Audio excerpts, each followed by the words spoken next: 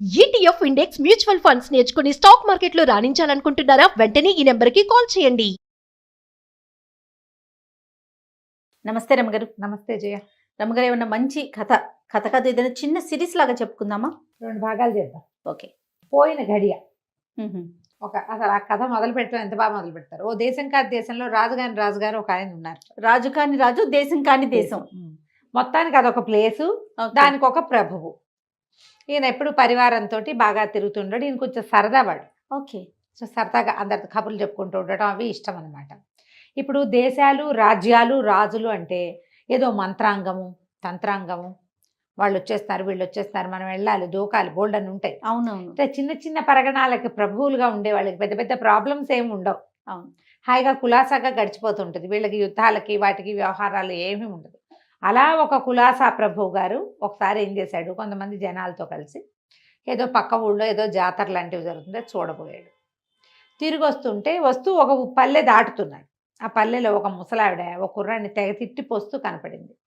వీళ్ళు కొంచెం నీడగా ఉందని చెట్ల దగ్గర ఆగారు. అక్కడ ఆవిడ తిడుతోంది కనపడింది. ఈ రాజుగారు అడిగారు, ఎందుకవ్వా పిల్లాడిని ఎట్లా తిడుతున్నావు అని. తిట్టకేంచైనా అయినా వెర్రిబాగులు వీడు పనులన్నీ ఇట్టటివి పాడు పనులు అనేసరికి వాడిని చూస్తే చూడ్డానికి బాగున్నాడు.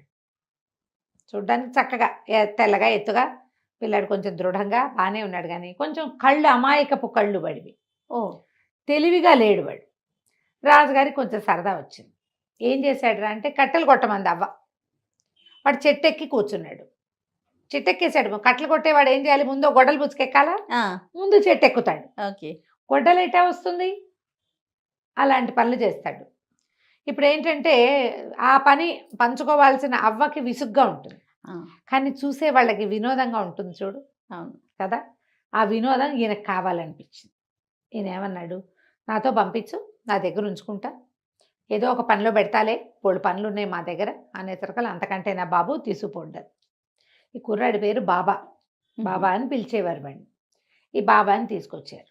వీడేంటంటే ఏదైనా ఒక పని చేయమన్నాం అనుకో, చేయటానికి ఉద్యుక్తుడవుతాడు. ఫీజిబుల్లా కాదా, అది ఎలాగండి, ముందు వెళ్ళాలండి తర్వాత వెళ్ళాలా, అలాంటివి ఏం అడగడు.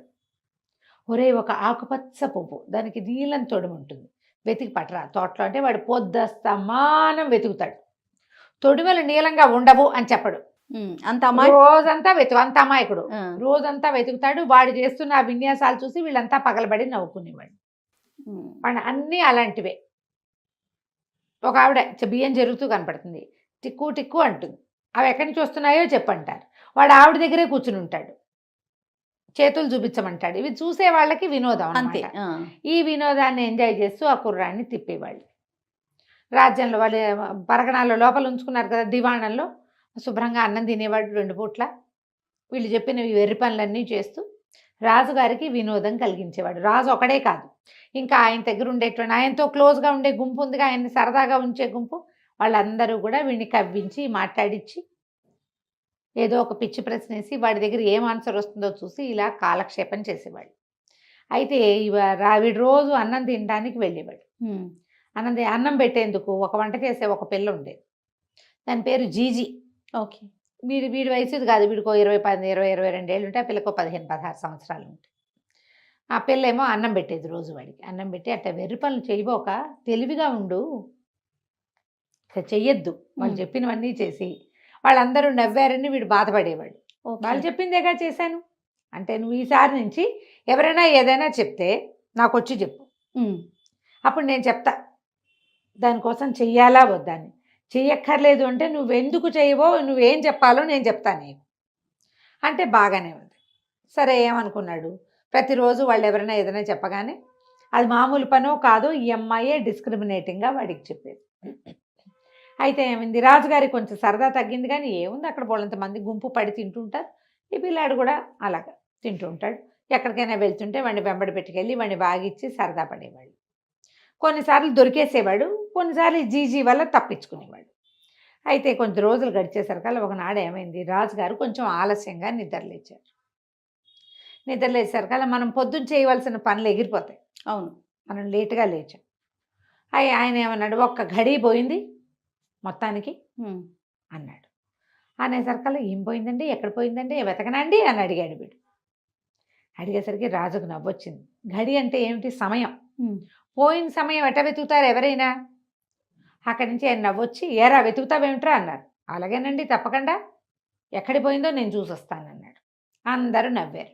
సరే చూడు చూడు పట్టుకురా అన్నారు. వీడు పోయి సరే అన్నం తినేసి వెళ్ళి వెతుకుతానండి అని అన్నం తినడానికి వెళ్ళాడు. సరే ఆ జీజీ దగ్గర అన్నం పెట్టించుకుని, రాజుగారిది గడిపోయిందిట, వెతకటానికి వెళ్తున్నానంటే, గడిపోవటం ఏమిటి, సమయం పోతే దాన్ని వెతకలేరెవరు, వెళ్ళొద్దని. ఎక్కడికి నువ్వు వెళ్ళబోక, కాసేపటికి ఆయనే మర్చిపోతారు అంటే వాడు ఒప్పుకోవాలి. అదేంటి, కిందటిసారి సూది పోయిందన్నావా నువ్వు, నేను అంతా వెతికిచ్చానా లేదు. ఆవు దూడ పోయింది అనుకున్నాం, అంతా వెతికాం, దొరికింది. పోయిన ప్రతిదీ దొరకవలసిందే.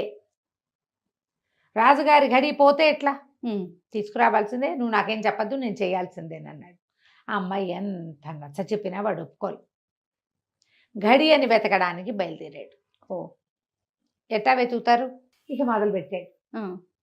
వెళ్తున్నాడు వెళ్తున్నాడు వెళ్తుంటే ఇతనికి ఒక ఆయన ఎవరు కనిపించాడు, ఒక ముసలాయన కనిపించాడు. ఆయన కూడా ఏమిటో అటు ఇటు ఇట గాబరాగా చూస్తున్నాడు. చూస్తుంటే కుర్రాడు అడిగాడు, ఇది బాబా అడిగాడు ఆయన, ఏమండి మా రాజుగారి గడిపోయింది, ఎక్కడైనా చూసారా అని అడిగాడు. అడిగితే ఆయన ఏమన్నాడు, గడిపోవటం ఏమిటి, నీ దిక్కుమాల గడియా, అది పోతే ఎంత పోకపోతే ఎంత, గడి అనగా ఎంత, నా ప్రతిష్ట పోయింది, దానికోసం వెతుకుంటున్నాను నేను, ఎక్కడుందో తెలియదు శబాష్ అని ప్రతిష్ట కోసం వెతుకులాడుతున్న ఒక ఆయన కనిపించారు. విచిత్ర లోకమారమ్మ గారు అది. అంతేగా, ఇట్లా వెతుక్కునే వాళ్ళు లేరా? ఉంటారు ఉంటారు ఉంటారండి, ఖచ్చితంగా ఉంటారు. అదే అక్కడి నుంచి ఇంకా వెళ్ళాడు వెళ్ళాడు వెళ్ళాడు, అక్కడ ఇక్కడ ఇక్కడ అక్కడ చూశాడు. ఈ లోపల ఒక పెద్ద భారీ కాయుడు ఒక ఆయన, 6.5 అడుగులైనా ఉంటాడు, భీకరమైన కళ్ళు, ఆయన ఎర్రగా ఈత పొదల్లాగా కనుబొమ్మలు, క్రూరంగా ఉన్నాడు కానీ మనిషే. ఈయన ఈ కుర్రాడు ఆయన కూడా ఏమిటో వెతుక్కుంటూ కనపడ్డాడు. కనపడేసరికల్లా ఈ కుర్రాడు ఆయన అడిగాడు, ఏమండి మీరు ఏదో వెతుకుతున్నారు, మీకు కానీ మా గడి కనిపించిందా, మా రాజుగారి గడియా, ఇంతకుముందు ఒక ఆయన అడిగాను, ఆయన ఏమో ప్రతిష్ట కనపడలేదని వెతుకుంటున్నట్ట, మీరేం వెతుకుతున్నారు, మా గడి మీకు కనపడిందంటే, నీ దిక్కుమాల గడి ఎవరికి కావాలి, నా సహనం పోయింది, నేను దానికోసం వెతుకుంటున్నాను అన్నాడు. తప్పులేదు, ఆయన అరుస్తున్నాడు. పోయింది ఏమిటి ఆయనకి, సహనం, దానికోసమే అరుస్తున్నాడు. కేకలు పెట్టి అరిచాడు, అరిచి వీడిని తోసేసాడు. వీడు కంగారు, భయం వేసింది. సరే అది కూడా కాదనుకున్నాడు. ఇంకా పోయాడు పోయాడు పోయాడు. ఒక రాజుగారి లాంటి ఒక ఆయన కనిపించాడు. ఆయన జీజు అనే ఒక రాజ్యానికి రాజు. ఆయన కూడా ఒక అడవిలో పడి ఏదో వెతుకుంటాడు. ఈ కుర్రాడు అడిగాడు, ఏమండి గడి కనపడిందా మీకు ఎక్కడైనా, మీరంతా వెతుకుతున్నట్టున్నారు కదా, వెతుకుతుంటే ఎక్కడో చోట ఏవో ఒకటి కనపడతాయి, మనం ఓ వస్తువు కోసం వెతికితే ఇంకోవి కనపడతాయి కదా, గడి కనపడిందా మీకు అంటే, గడి సంగతి ఏమిటి నాయన, 15 ఏళ్ళైంది నా కూతురు తప్పిపోయింది, పిల్ల కోసం వెతుకుంటున్నాను, రోజు వెతుకుతూనే ఉన్నాను, నా పిల్ల నాకు దొరకలేదు అని చెప్పేసరికల్లా, సరే ఈ కుర్రాడు గడియా, ఇంకేముంది ఆయన ఏదో వెతుకుంటాడు. ఈ 3 కేసులు చూసి వీడు అలా వెళ్ళి వెళ్ళి వెళ్ళి వెళ్ళి వెళ్ళి వెళ్ళి ఒక పడవ ఏదో వెళ్తుంటే ఆ పడవ ఎక్కాడు. ఎక్కడా దొరకల.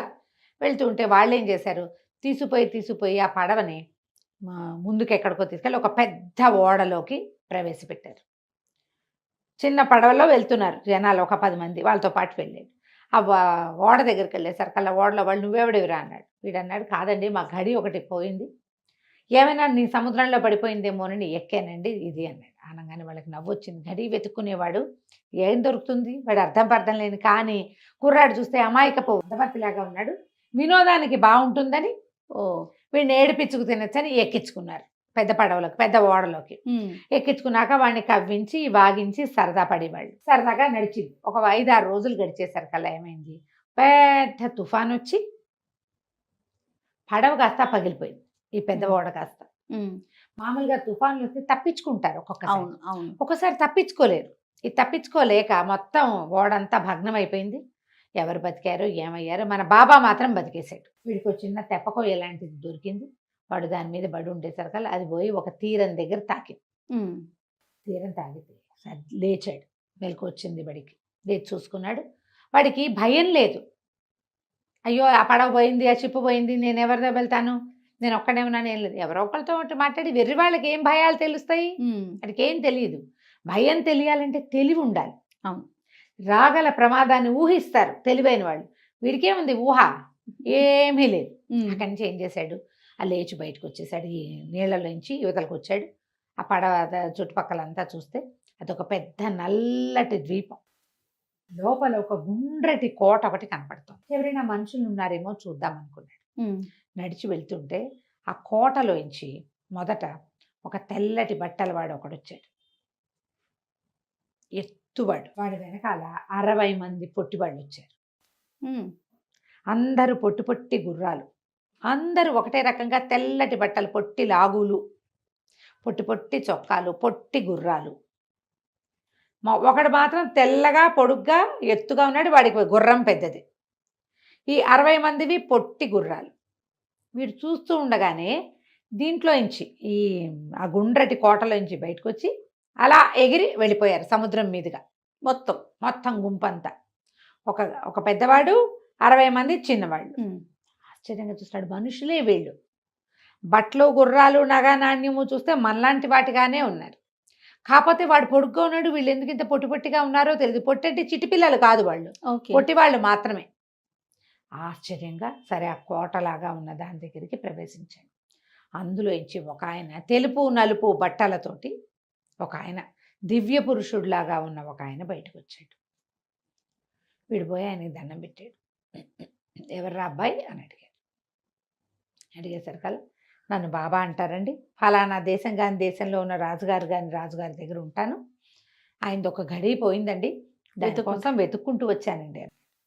పోయిన గడియా కావాలా నీకు అని భుజమే చేసి లోపలికి నీకు చూపిస్తాను నీ గడినని లోపలికి తీసుకెళ్ళాడు. గడి పోయిందని వెతుకుతున్నాడు అబ్బాయి బాబా.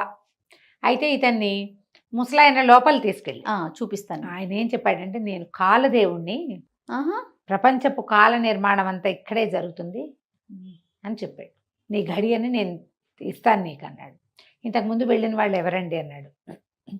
వాడు గడియ పెద్దవాడు, అతని తాలూకు 60 సెకండ్లు పొట్టివాళ్ళు. పొడుగువాడు ఒక గడియ, వీళ్ళు మిగిలిన వాళ్ళంతా విఘడియలు అనమాట. 60 విఘడియలు. ఇలాగే ఇక్కడ కాలం నడుస్తూ ఉంటుంది అని చెప్పింది. అప్పుడు వీడు చూశాడు మొత్తం అంతా. పగటిపూట ఘడియల వాళ్ళంతా తెల్లటి బట్టల వాళ్ళు, రాత్రిపూట ఘడియల వాళ్ళంతా నల్ల బట్టల వాళ్ళు. ఆయన తెలుపు నలుపు ఉన్న వస్త్రాలు ధరించున్నాడు. అయితే అబ్బాయి ఏమన్నాడు, కాదండి నేను వెతుకోవటమే కాదు, నేను వస్తుంటే నాకు 3 రకాల మనుషులు కనిపించారు. ముందు ఒక ముసలాయన కనపడ్డాడండి. ఆయనకేమో మరి ఆయన ప్రతిష్ట పోయిందిట, అడవుల్లో పడి వెతుకుంటున్నాడు, అది ఎక్కడ దొరుకుతుందో చెప్పండి పాపం వాళ్ళు అడుగుతున్నారన్నాడు.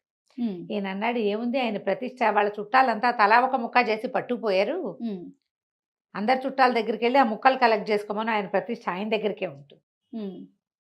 చుట్టుపక్కల అందరితోటి ఏదో తేడా వచ్చింది, వాడు ఈయన దుర్మార్గుడని అదని ఇదని ఏదో నానాగోలా చేసేశారు, ప్రతిష్ట పోయింది. ఇప్పుడు వెళ్ళి అక్కడ సరి చేసుకుంటే ప్రతిష్టకి తిరిగి వస్తుంది. ఇంకొక ఆయన కనపడ్డాడండి, ఆజాన్ బాహు, ఓర్పు పోయింది అంటున్నాడు. అంటే నువ్వు ఆయన ఎక్కడి నుంచి మాట్లాడారో అక్కడే ఉన్న ఒక పొదలో ఉంది, తెల్లగా జామకాయల్లే ఉంటుంది, తెల్లటి జామకాయలాగా గుండ్రటి వస్తువుగా కనపడుతుంది ఓర్పు, అది తీసి ఆయనకి ఇస్తే సరిపోతుందమ్మా అన్నాడు. అయితే నేను ఇంకొక ఆయన చూస్తానంటే, ముసలాయన పాపం కూతురు కోసం వెతుక్కుంటున్నట్ట, 15 సంవత్సరాల క్రితం పోయిందంటున్నాడు. అంటే నీకెవరో కాదు ఆ అమ్మాయి, నువ్వున్న రాజుగారి ఇంట్లో ఉన్న జీజీ వంట చేస్తుందే, నీకు అన్నం పెడుతుంది, ఆ అమ్మాయే ఈ జోజో రాజుగారి కూతురు, ఆందే అని చెప్తే సరిపోతుంది అన్నాడు. మరి నా పోయిన గడి మాట ఏమిటంటే అంటే, సరే ఆయన ఏం చేశాడు, ఇస్తానుండని ఒక చిన్న డబ్బీలో ఆ గడి పెట్టి ఇచ్చాడు. చిన్నగా మెరిసే డబ్బా, ఇదే మీ రాజుగారు పోగొట్టుకున్నటువంటి గడియ, కానీ ఈ గడియని ఎప్పుడు పడితే అప్పుడు వాడద్దు, అత్యవసరమైనప్పుడు వాడదు కానీ అని చెప్పి ఈ కుర్రాన్ని సరిచేసి అని తనకున్న జనాలకు చెప్పాడు. వాళ్ళంతా తీసుకెళ్ళి ఆ మొత్తం బిల్డింగ్ అంతా వాడికి చూపించి, ఆ లోపల ఉన్న పెద్ద కోట అంతా, రాత్రి పగలు అన్ని ఘడియలని అందరినీ చూపించి, వీడు మందమాలిన తనం ఒకటి ఉంది కదా వీడి దగ్గర, మందమతి, అవును, అది కొంచెం సరిచేశాడు. తెలివిగా అయ్యాడు వాడు. సరే అక్కడి నుంచి ఈ సందడంతా ముగిసేసరికి మధ్యాహ్నపు ఘడియల వాళ్ళు బయలుదేరుతున్నారు. ఆ మధ్యాహ్నపు ఘడియలు విఘడియలు బయలుదేరుతుంటే వాళ్ళ చేతికిచ్చి పంపించేశాడు. వీడి బంగారు డబ్బీ ఇచ్చాడుగా, మెరిసే బంగారపు డబ్బీ గడియ పెట్టుకుని దాంతోపాటు వెళ్ళి వాళ్ళందరితో పాటు వెళ్ళిపోయాడు. వాళ్ళు ఏం చేశారు, ఇతన్ని ఎక్కడైతే ఆజాన్ బాహుతో మాట్లాడాడో అక్కడ దిగబడిచారు. దిగబడిచేసరికల్లా మొత్తం అంతా కిందంతా వెతికితే ఓ పొదలో గుండ్రంగా ఇంత జామకాయ వెళ్ళి మెరుస్తూ ఉన్న ఓర్పు దొరికింది. ఆ ఓర్పును తీసి జేబులో పెట్టుకున్నాడు. అక్కడంతా వెతికాడు, ఆజానుబాహు వంటి మనిషి మాత్రం కనబడలే. ఓర్పు పోగొట్టుకున్నాడా, ఇక వాడికి ఎప్పటికీ అది దొరకదని అర్థం ఈ కథలో. చూడండి. పోగొట్టుకున్న వాడికి దొరకదు, కావాలని కోరుకునే వాడికే వాడి దగ్గర ఉంటుంది ఓర్పు. పోగొట్టుకోకూడదు కదా. అక్కడి నుంచి ఇతను వెతుకుతూ వెళ్తే ఆ జోజో రాజు గారు కనిపించారు అడవిలో వెతుకుంటూ. మీ అమ్మాయి ఎక్కడుందో నాకు తెలుసండి, కొంచెం పరివారాన్ని తీసుకుని నాతో పాటు రండి అన్నాడు. ఆయన 100-150 మందిని వెంబడి పెట్టుకుని బయలుదేరాడు. సరే వీడు తన రాజు ఇదంతా అడవులు గిడవులు అన్నీ దాటుకుంటూ పోయి రాజుగారి దగ్గరికి వెళ్ళారు. వెళ్ళేసరికల్లా రాజుగారి దగ్గరికి వెళ్ళి, ఏమంటే జీజీగా ఉంది కదా, మరి రాజుగారి అమ్మాయిట, ఆయన వచ్చాడు మన ఇంటికి అని చెప్పాడు. చెప్పేసరికల్లా ఇంకెక్కడ జీజీని ఒక రాక్షసుడు ఎత్తుపోయాడు, వాడు వెంట పెట్టుకెళ్ళిపోయాడు అన్నారు. అనేసరికల్లా రాక్షసుడు ఎవడంటే ఒక రాక్షసుడు వచ్చాడు ఇక్కడికి. వాడికి వంట చేసి పెట్టేందుకు మనిషి లేదుట. ఎవరినైనా ఒక వంట మనిషిని ఇవ్వమని అడిగాడు. అడిగేసరికల్లా మన రాజ్యంలో వాళ్ళు ఎవ్వరూ వాడితో వెళ్ళటానికి ఇష్టపడలే. వాడితో వెళ్తే అడవిలో గుహలో ఉండాలి. వాడు వీడే. వాడు ఏదన్నా వంటకం తెస్తే కూరకి చేసి పెట్టాలి. చేసి పెట్టాలి. ఒకవేళ ఏవి దొరకపోతే ఏం చేస్తాడు, వాడు తినేస్తాడు. అందుకని ఎవ్వరూ ఒప్పుకోవటం లేదు. అయితే వాడు రాజ్యం అంతా తలకిందులు చేసేస్తానని పెద్ద పెద్ద కేకలు పెట్టాడు. పాపం మన జీజీ నేను వెళ్తానండి, వంట చేస్తాను అని అన్నది. అందుకని ఏం చేసాం, పంపించాము. ఎంతసేపు అయింది అన్నాడు. ఒక్క గడి అయింది అన్నాడు రాజు. అంతే కదా అని ఏం చేశాడు, తన చేతిలో ఉన్న డబ్బీని ఓపెన్ చేశాడు. తీయంగానే అందులో నుంచి ఒక్క మెరుపల్లే ఆ గడి పైకి ఎగిరిపోయింది, గడియ వెనక్కిపోయింది. రాక్షసుడు జీజీ చేయి పట్టుకుని నడుస్తున్న దగ్గర ఆగిపోయింది. టైం మెషిన్ అదే కదా, ఒక నిమిషం వెనక్కి, ఒక గడియ కొంత సమయం అనమాట వెనక్కి వచ్చింది. వెనక్కి వచ్చేసరికల్లా ఆ జీజీ చేయి పుచ్చుకుని అంతా ఈ మన రాజభవనంలోంచి బయటికి వెళ్తున్న రాక్షసుడు కనిపించాడు. ఈ పరిగెత్తుకుంటూ వెళ్ళాడు వీడి జీజీ దగ్గర. నువ్వు వెళ్ళబోక, నువ్వు వెళ్ళక్కర్లేదు, నువ్వేమో మీ నాన్న రాజుట, హాయిగా ఆయన దగ్గర ఉండు కానీ వదులు నువ్వని రాక్షసుడిని చేతులు విడిపించేసాడు. ఈ జీజీనేమో వాళ్ళ నాన్న దగ్గరికి తీసుకుపోయాడు. ఆయన ఆశ్చర్యపోయాడు. పిల్ల ఏడాది పిల్ల అప్పుడు తప్పిపోయింది, ఇంత పిల్ల అయిపోయిందని ఆయన కూతుర్ని కావలించుకుని ఎంతో సంతోషించాడు. అక్కడి నుంచి రాక్షసుడు పెద్ద పెద్ద బొబ్బలు కేకలు పెట్టడం మొదలుపెట్టాడు.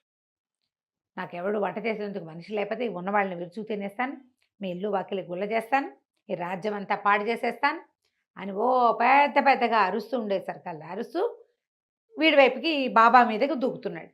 ఈ బాబా దగ్గరికి వస్తూ ఉండేసరికల్లా వీడేం చేశాడు, బాగా దగ్గరకు వచ్చి నోరాహని తెరిచాడు, మింగేస్తానని. వీడి జేబులో జామకాయ ఉంది, ఓర్పు తెచ్చాడు కదా, అది తీసి వాడి నోట పడేసాడు. పడేయంగానే ఒక్క నిమిషంలో అది లోపలికి వెళ్ళేసరికల్లా అంత పెద్ద కూరలు, చిర్ర జుట్టు, మిడిగుడ్లు, పెద్ద గదల్లాగా ఉన్న చేతులతో ఉన్న రాక్షసుడు సాత్వికంగా మొహం పెట్టి, పోనీలేండి నా వంట నేనే చేసుకుంటాను అని బాగుంది. అనగానే అందరు ఆశ్చర్యం, ఏమిటి ఇట్లా ఎలా మారిపోయాడు, ఏం చేసావురా అంటే, ఓర్పు దొరికిందండి, దాన్ని వీడి నోట పడేశాను అంతే అన్నాడు. అనగానే రాక్షసుడు మెతగ్గా ఉండి వెళ్ళొస్తాను అని వెళ్ళిపోయాడు. రాజుగారు ఆశ్చర్యపోయారు, ఏమిటి వీడికి తెలివేలా వచ్చింది, వాడికి సమయానుకూలంగా ప్రవర్తించడం వాడికి రానే రాదు. ఏదైనా వెతుకుంటే దాని విషయాలు కూడా కనుక్కోడు, వాడు సింగన్ అద్దంకి వెళ్ళినట్టు వెళ్ళిపోతాడు. రాజు ఆశ్చర్యపోయాడు, ఏరా నీకు ఇదంతా ఎలా తెలిసింది, ఎలా ఐడియా వచ్చిందంటే, నేను కాలదేవుణ్ణి చూశాను, ఆయన దగ్గర ఇట్లా ఉన్నారు, ఆయన ఇచ్చిన ఘడియతోటి నేను ఈ మార్పు చేయగలిగాను అని చెప్పాడు.